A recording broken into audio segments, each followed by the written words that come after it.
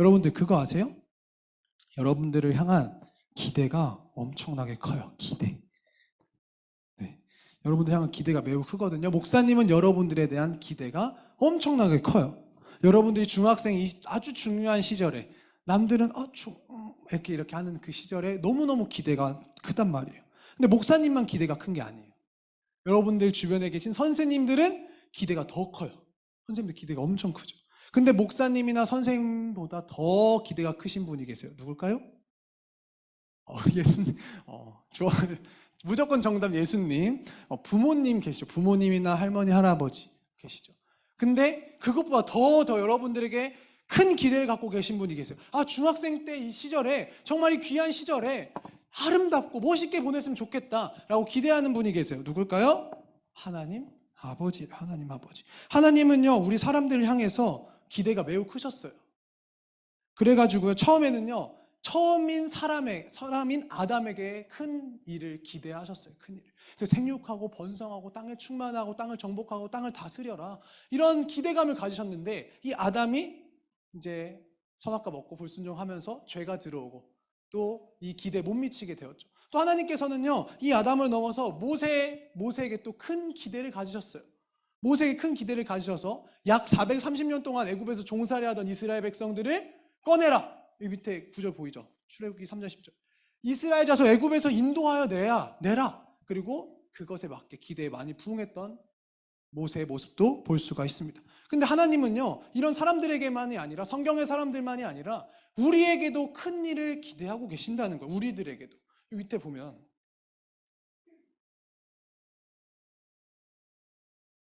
안 되지만 여기 또한 그보다 큰 일도 하리니, 성령님이 오시면 내가 하는 일도 너희들도 할 수 있을 거야 라고 우리들에게도 큰 기대를 하고 계세요. 한번 처음 만났지만 우리 친한 척하면서 따라해 보도록 하겠습니다. 저를 향한 하나님의 기대는 크십니다. 우리 조금만 더 친한 척을 해볼까요? 저를 향한 하나님의 기대는 크십니다.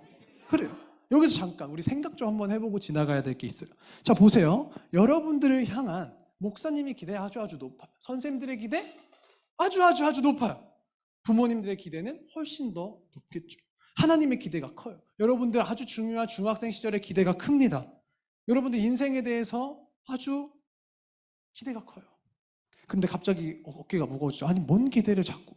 여러분들 이미 느끼고 있잖아. 이미 부담스럽잖아. 온갖 사랑을 받고 기대감만 받아서 부담스럽잖아요.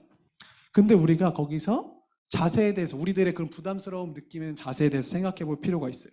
우리 주변에서는 우리를 향해서 아주 큰 기대를 하고 있거든요. 목사님이, 선생님들이, 부모님들이, 하나님께서. 근데 우리가 나는 내 인생이 기대가 안 되는데, 이런 바보 같은 생각을 하면 안 되겠지. 주변에서 나를 향한 기대감에 감사하고 나도 내 인생을 한번 기대해 보겠다, 이런 생각을 가지는 건 아주 중요해요. 그런데 역시 문제가 있습니다. 문제가 있죠. 아직은 실력이 좀 부족해요. 그렇죠? 아직은 경험도 조금 부족하고, 아직은 능력도 조금 부족하고, 우리가 온갖 기대대로 다 봤는데도 실제 우리 자신은 되게 부족하다고 우리는 생각을 한단 말이에요. 이럴 때 우리들은 어떻게 해야 될까? 어떻게 해야 될까요? 무슨 방법이 없을까? 남들에 대한 기대, 내 스스로 나 자신에 대한 기대를 이룰 수 있는 방법이 있습니다. 방법을 가르쳐 드릴게요. 그 방법은 기대를 이루려면 기대면 된다라는 거. 한번 따라해 보겠습니다. 기대를 이루려면 기대면 됩니다. 조금 더 구체적으로 한 번 더 따라해 보겠습니다. 나를 향한 기대를 이루려면 하나님께 기대면 됩니다. 그래요. 그러면 어떻게 하나님께 기댈 수 있을까? 하나님이 이런 벽이 아니잖아. 벽이 이렇게 기댈 수 있는 거 아니잖아. 하나님 눈에 안 보이잖아. 하나님 이렇게 기댈 수 있는 게 아닌데 하나님한테 어떻게 기대지? 어떻게 기댈 수 있을까요? 하나님께 기대라는 말은요, 다른 말로 말하면 하나님께 의지해라 라는 말이고요. 하나님께 의지해라 라는 말을 다른 말로 하면 하나님을 믿어라 라는 이야기예요. 그러면 하나님은 어떻게 믿으면 될까? 하나님은 어떻게 믿으면 될까요? 로마서 10장 10절은 이렇게 얘기해요. 사람이 마음으로 믿어서 의에 이른다. 마음으로 믿는대요. 마음. 하나님을 무엇으로 믿는다고요? 마음으로 믿는데요. 그럼 다 같이 한번 따라해 볼까요? 하나님을 마음으로 믿어야 합니다. 우리가 교회에 몸만 왔다 가면 안 된다는 얘기예요. 몸만 왔다 갔다 하면. 마음을 열고 마음으로 하나님을 이 자리에 와서 믿어야 된다는 거예요. 마음을 열고 마음으로 믿으면 놀라운 일이 일어납니다. 하나님을 믿으면 놀라운 일이 일어나요. 마가복음 9장에는 이런 이야기가 나옵니다. 마가복음 9장에. 어떤 한 가정이 있었어요. 이 가정에 한 아들이 살았는데 이 한 아들은 귀도 들리지 않고 말도 못하고 심지어 귀신까지 들린 아이예요. 사실 아들 한 명 있는 거 부모님 눈에 넣어도 아프지 않을 이 한 아이가 귀도 안 들리고 말도 못하고 귀신까지 들려서 물 속에 들어가서 물 먹고 몸 부러뜨고 불 속에 그냥 들어가서 화상 입고 그리고 쓰러져가지고 거품 물면서 발작하고 이런 모습들을 보면서 이 부모님 마음이 얼마나 아팠을까? 얼마나 마음이 힘들었을까요? 걱정이 많이 됐을까요? 그런데 어느 날 소문이 들려오는 거예요. 소문.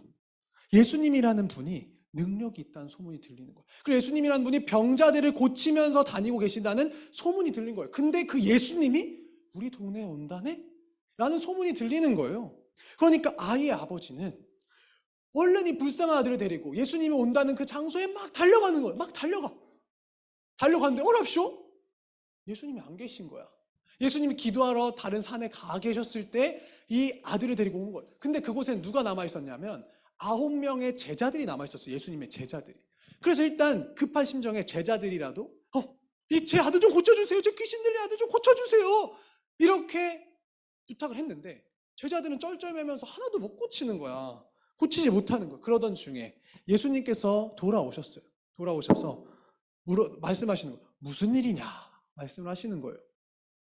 아이의 아버지가 자초지종을 설명하는 거예요. 선생님, 잘 들으세요. 선생님, 아들이 귀신이 들려서 말도 못하고 듣지도 못하고 물속에 빠져서 맨날 허우적거리고 물 먹고 화상 입고 발작 일으키고 거품 물고 너무나도 불쌍한 아들입니다. 제발 좀 할 수 있거든요. 고쳐주세요. 라고 이야기를 합니다. 할 수 있다면 해주세요. 아버지 하소연을 들은 이 예수님께서는 이렇게 대답하세요. 할 수 있거든요. 무슨 말이냐. 믿는 자에게는 능치 못할 일이 없다. 라고 딱 말씀을 하시는 거예요. 그러자 이 아버지는 마음을 바로 바꿔먹어요. 그 말씀을 듣자마자 아버지가 얼른 마음을 확 바꾸고 큰 소리로 대답했어요. 주님, 내가 믿나이다. 대답하는 거예요. 주님, 제가 믿습니다. 나의 믿음 없는 것을 도와주세요.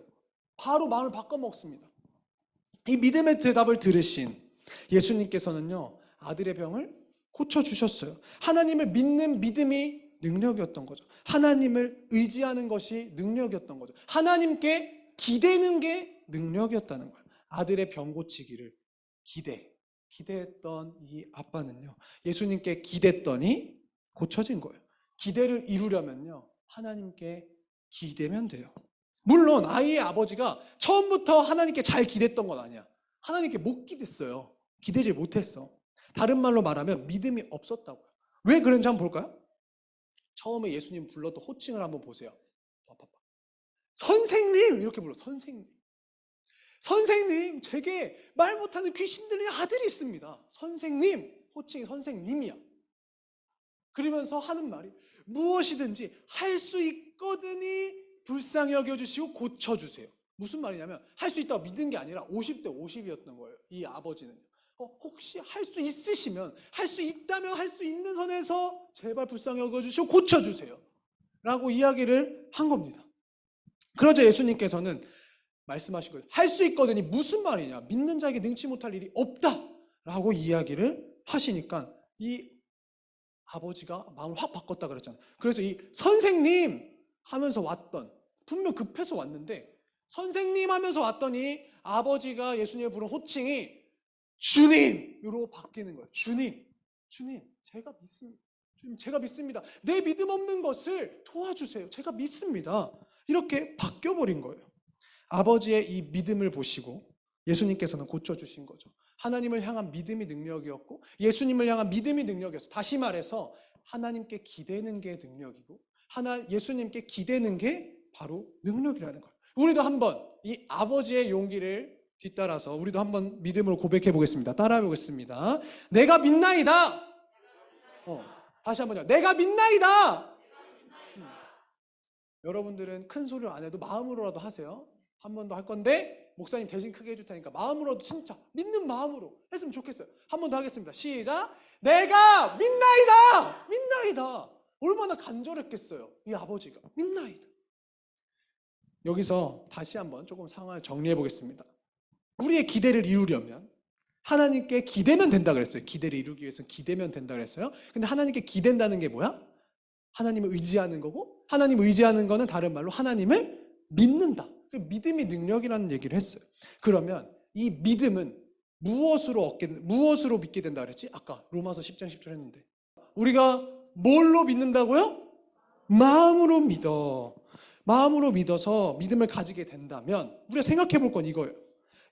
우리 마음이 이 믿음을 받기에 알맞은 마음이냐는 거예요. 알맞은 마음. 이게 중요하게 되는 거죠. 예를 들어서 유명한 씨 뿌리기 비유도 있잖아요. 우리가 똑같은 씨, 똑같은 질량, 똑같은 종류의 씨를 뿌려요. 좋은 밭에 뿌리는 것과 돌밭에 뿌리는 게 결과가 달라지겠지. 돌밭에 뿌리는 건 같은 씨인데도 결과가 안 나올 거예요. 근데 좋은 밭에 뿌려진 씨는 같은 씨인데 수많은 열매를 맺게 될 거예요. 우리 마음도 똑같아요. 예수님을 향한 믿음, 이게 기적이거든요. 이게 힘이야. 근데 이 힘은 똑같아요. 완전해요. 다만 그걸 받아들이는 사람의 마음에 따라서 이 믿음의 능력이 다르게 나타난다는 거예요. 선생님, 할 수 있거든요. 고쳐주세요. 했던 이 아버지의 모습 때는 열매가 맺지 않았어요. 근데 주님, 제가 믿습니다. 제발 불쌍히 여겨주세요. 제 믿음 없음을 도와주세요. 그렇게 고백했더니 좋은 마음을 가졌더니 열매를 맺게 된 거죠. 여기서 우리가 놀라운 걸 발견하게 되는 거예요. 아, 마음이 중요하구나. 마음이. 다 같이 한번 따라해 보겠습니다. 마음이 중요하구나. 그래요. 우리의 기대를 이루려면 하나님께 기대면 돼요. 하나님께 기댄다는 것은 하나님을 잘 믿는다는 얘기예요. 근데 그 하나님을 잘 믿기 위해서 마음이 중요하다는 것을 우리가 또 배우게 됐어요. 그럼 이제 우리가 마음을 잘 다스리기만 하면 되겠죠? 그럼 간단한 질문 하나 해보겠습니다. 어떤 성이 있어요. 아주 웅장한 성이 있는데 이 성을 무너뜨리는 게 쉬울까요? 어려울까요? 너무 쉬운 질문이지. 쉬울까? 어려울까? 어렵죠. 왜 어려워요? 이 웅장한 아주 거대한 성을 무너뜨리기 위해서는 엄청난 계획도 많이 세워야 되고 공격하다 보면 희생도 엄청나게 많이 치르게 될 거예요. 그런데 이 성을 무너뜨리는 것보다 더 어려운 일이 있대. 더 어려운 일. 그게 뭐냐? 다 같이 오늘 본문 말씀 잠언 16장 32절 읽겠습니다. 시작. 노하기를 더디하는 자는 용사보다 낫고 자기의 마음을 다스리는 자는 성을 빼앗는 자보다 나으니라. 사람이 자기 마음을 다스리기가 그만큼 어렵다는 거. 마음이라는 게 모양도 없어요. 색깔도 없어요. 만질 수도 없어요. 붙잡을 수도 없어. 만지지도 않고 아무것도 안 돼. 그래서 마음을 자기 마음대로 놀잖아. 내 마음인데 내 마음이 나 말고 내 마음대로 놀아 진짜로. 뭐 몸은 집에 있는데 여러분들 이제 슬슬 연애도 많이 하잖아. 연애하면 남자친구, 여자친구 분명 난 집에 있는데 남자친구, 여자친구 막 보고 싶고 같이 자꾸 만나고 싶고 그러잖아요. 아, 모르는 친구들이 많네 여기. 알기를 바래요라고 하기도 조금 애매한데 어쨌든 그렇잖아. 몸은 집에 있는데 마음이 자꾸 다른 데 가 있잖아. 여러분들 교실에서도 수업 듣는데 목사님도 막 옛날에 보면 친구들이 분명 수업 듣고 있는데 머릿속에 게임하고 있는 거야. 심상화라고도 하지. 게임하면서 끝나고 비방키? 이러면서 코너키? 뭐 이렇게 얘기하면서 분명 수업 시간에 교실에 있는데 마음은 딴 데 가 있다고. 마음이 자기 마음대로 움직이는 거잖아. 그리고 분명 난 책을 보고 있어. 이제 시험 기간인 친구들도 있죠. 책 보고 있는데 마음은 이미 저 세상이야. 공부 하나도 안 돼. 내 마음인데 내 마음대로 안 된다니까? 그럼 이런 마음을 어떻게 하면 좋을까요? 이런 마음을 도대체 어떻게 하면 능력이 나타나는 믿음을 받아들이기에 적합한 마음이 되게 할 수 있을까요? 마음을 튜닝하면 돼요. 마음을 튜닝. 여러분 튜닝이란 말 들어봤어요? 튜닝? 찬양팀들은 조금 더 익숙한 단어일 것 같긴 한데 튜닝. 여기 튜닝 하잖아. 조율. 예를 들면 피아노 조율하죠. 피아노 조율해서 음이 안 맞는 것도 딱 정상이 되고 아름답게 땅땅땅땅 소리가 나게 만들어줘서 6개월마다 하기도 하고, 또 뭐 사람 목소리도 튜닝한다고 하잖아요. 튜닝. 성악하는 분들 보면 목소리 막 이랬다 막 이런 식으로 하기도 하고, 우리 여기 중등부에 뮤지컬 전공하신 분이 계시다고도 이야기 들었는데 그쵸, 잘 아시겠죠? 그렇게 튜닝을 한다고도 해요. 우리의 마음도 그래요. 우리의 마음도 튜닝해야 되는 거예요. 우리의 마음도 조율해야 되는 거예요. 믿음이 바르게 들어와서 잘할 수 있도록 우리의 마음을 튜닝해야 된다는 거예요. 우리 마음을 그냥 두게 되면요, 우리 마음이 제 마음대로 논다니까. 여러분들 잘 알잖아. 이미 오늘도 느끼고 내일도 느끼고 모레도 느낄 건데 내 마음대로, 내 마음이 내 마음대로 안 돼. 하나님께 향하지 못하게 하고 주일날 교회 못 가게 하고 내 마음이 그냥 오늘 가지 말까, 자꾸 죄짓게 만들고 믿음의 뿌리를 내리지 못하도록 자꾸 만든다고요, 이 마음이. 그래서 우리는 이 마음을 튜닝해야 돼요. 튜닝. 마치 달리기 할 때 운동화 꽉 매잖아. 개주할 때 헐렁헐렁하게 안 하잖아. 심지어 어떤 애들이 맨발로 뛰잖아. 운동화 걸리적거린다고. 그런 식으로 그만큼 뛸 때 꽉 조은단 말이에요, 운동화 끈을. 그런 것처럼 우리도 마음을 단단히 튜닝을 해야 돼요. 단단히 조율해야 되는 거예요. 사랑하는 우리 중등부 친구들, 이제 말씀을 정리해 보려고 합니다. 하나님은요, 여러분들 진짜 너무너무너무 많이 사랑하세요. 그래서 예수님께서 이 땅을 그냥 맨날 듣는 얘기가 아니라 정말로 여러분들 하나님이 사랑하셔서 예수님을 이 땅에 보내주셔서 우리 때문에 십자가에 달려 돌아가시게 냅뒀다고요. 끔찍한 고통을 받고서라도. 왜? 우리 때문에. 그래서 누구든지 예수님을 믿기만 하면 천국 갈 수 있게 구원을 주시기 위해서 오셨다고. 그만큼 여러분들을 사랑하신다고. 그만큼 여러분들 사랑하시면서 그만큼 값어치 있는 인생이라고 하나님께서 기대를 하고 계신다고요. 그래서 목사님도 여러분들에게 거는 기대가 너무너무 큰 거예요. 선생님들의 기대도 크죠. 부모님들의 기대도 큽니다. 무엇보다 하나님께서 여러분을 향한 기대가 너무너무너무 커요. 그렇기 때문에 여러분들도 혹시나 나 내 인생 왜 이러지? 절대 그런 생각하지 않았으면 좋겠어요. 내 인생을 스스로 기대하면 좋겠어요. 그런데 아까 얘기했죠? 우리의 이런 기대를, 수많은 엄청난 크기의 무게의 기대를 이룰 수 있는가? 어떻게 이룰 수 있는가? 기댄다고요. 기대면 돼요. 쉽죠? 자신의 기대를 이루려면 하나님께 기대면 돼요. 하나님께 기댄다는 것은요, 하나님을 믿는다는 것을 얘기해요. 그런데 하나님을 믿는다는 것은 뭐라 그랬죠?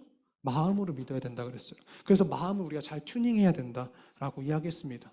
이제 2022년 한 달도 안 남았어요. 곧 2023년 다가오죠. 이제 중3 친구들은 고등학교 올라가면 또 새로운 세상이 펼쳐져요. 중학생과 또 다른, 비교할 수 없는 세상들이 펼쳐집니다. 여러분들 그런 가운데서도 스스로 여러분들에 대해서 기대를 걸어보세요. 그리고 마음을 튜닝해 보라는 거야. 운동화 끈을 빡 잡아당겨서 준비하듯이 마음을 튜닝한다고. 근데 그 튜닝하는 게 뭐라고? 쉽다고. 기댄다고요. 기대는 거. 우리가 할 일에 대해서는 최선을 다하고 하나님께 맡기세요. 하나님께 기대세요. 하나님, 나 괜찮아요 라고 말할 수도 있고, 하나님, 사실은 나 괜찮지도 않아요 라고 말할 수도 있어요. 괜찮을 때에든지 힘들 때에든지 그저 하나님께 맡기고 기대하세요. 하나님 앞에서 우리가 괜찮을 필요 없잖아. 하나님 앞에서 왜 우리가 괜찮아야 되지? 우리 아빠인데? 아빠 앞에서 괜찮다고 하는 게 가장 안 괜찮은 건데. 그러니까 우리 괜찮을 필요 없어요. 괜찮을 때도 있겠지. 그럴 때 괜찮든 안 괜찮든. 때로는 하나님 저 오늘 너무 기도가 안 돼. 도와주세요. 아까 그 아빠가 얘기했잖아요. 주님 제 믿음 없음을 도와주세요. 그것처럼 주님 저 기도 못하겠어요. 이것 좀 도와주세요. 저 하나님 잘 안 믿어져요. 이것 좀 도와주세요. 그 자체가 믿음이고 그 자체가 내가 하나님 앞에 기대는, 하나님께 인생을 맡겨드리는 자세예요. 언제나 우리는 하나님께 이렇게 맡기면서 튜닝하면서 살면 됩니다. 그렇다면 분명히 살아계신 하나님께서, 여러분들을 항상 사랑하시는 하나님께서, 여러분들을 언제나 좋게 하실 하나님께서는 반드시 여러분들의 인생을 걸음걸음 책임져 주시고 걸음걸음 인도해 가실 거예요. 그런 하나님의 인도하심을 기대하면서 하나님께 기대세요. 마지막으로 한번 목사님 따라서 같이 하자. 시작! 기대하면 기대세요. 이게 우리가 새롭게 리스타트할 수 있는 방법이에요. 다시 한번, 너무 중요하니까. 외우기 쉽잖아요. 그렇죠? 다시 한번 큰 목소리로 하도록 하겠습니다. 시작! 기대하면 기대세요. 하나님 앞에 기대면 됩니다.